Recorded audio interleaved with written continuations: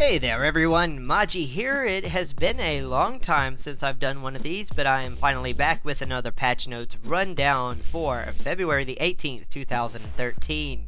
First up, under the graphical category, the catapult firing animation now plays correctly in Castle Wars. The golf clap emote no longer causes players who are moving to appear to stand still. Gruber's skin tone now appears correctly. Bonzo's jaw now displays correctly. Some issues with Dionysius's and Zenovivia's jaws have been fixed. The fog in Birthwarp is now the correct color. The inventory icons for the noted and unnoted rune two-handed swords have been fixed. Players can no longer walk inside the flags just outside of the Alcarid Bank. The Christmas event tree in Falador has been replaced with a non-snow covered tree. Sheathed books now sit on your hip instead of floating aimlessly somewhere near your hip. Next, under the quest challenges and achievements category, it is now possible to re-enter the Arboretum from the outside to talk to Vaneskula Draken during the Branches of Darkmire quest. The quest journal for the Fremennik Trials now uses consistent punctuation. The abstract mural now gives clearer message depending on your progress through the Fremennik Trials quest. A typo in the Legacy of Seergaze is being corrected.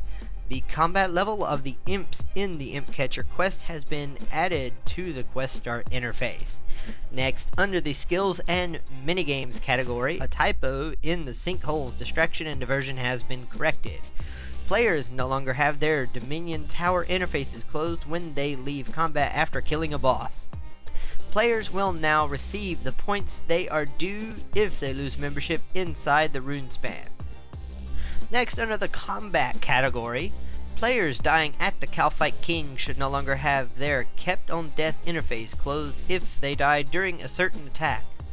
The lucky versions of Armadillo chestplate and the Bando's chestplate now have the same damage bonus as their non-lucky versions. The Bandos Runite plate skirt defense requirement has been brought into line with other similar items. The Armadillo buckler will now give you the correct message when trying to use it with a defense stat lower than level 70. Mami Rimba has caught up with the times and now accurately describes the special abilities of backcriminal bolts.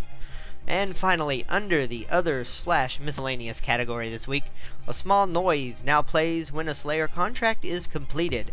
The damage caused by the elven traps has been increased. Implings can no longer fly through rocks in Alcarid. Certain pieces of equipment no longer have two remove options on the equip interface. The game chat filter now hides cooking messages in Dungeoneering. Pyrologs now have the correct requirements listed in the Skill Advance Guide. The Onyx Amulet now has the correct level requirement listed in the Skill Advance Guide as well. A typo on the signpost pointing to Gunnar's Grun has been fixed. The crafting interface for Seasinger armor now correctly states on the scrolls that it is a hood and not a headband. Special pets no longer remove the player's inventory panel if they fail to enter their bank pin. The customization interface now aligns the category text correctly when opened via certain NPCs. The Dragon Keepsake box no longer shows an item as activated when a player equips the same item without activating the Keepsake box. The Skill Advance Guide has been updated to reflect that the Cerdoman's Murmur has a level 70 ranged level requirement. A warning before entering the wilderness from the Frozen Fortress has now been added. The information pane on the player-owned port's armor crafting stations has been updated to display the correct armor value of items that the player will see. The traits Fast Learner and Slow-Witted now work correctly in player-owned ports. And that finishes up the patch notes for this week. As always, you can go to the patch notes quick find code located down in my video description for a full rundown of them yourself if you wish to read them. And I thank you all for watching. If you haven't yet, like the video, hit the subscribe button if you haven't, and check out one of the other two recent videos, and I will see you next week with another rundown of the patch notes.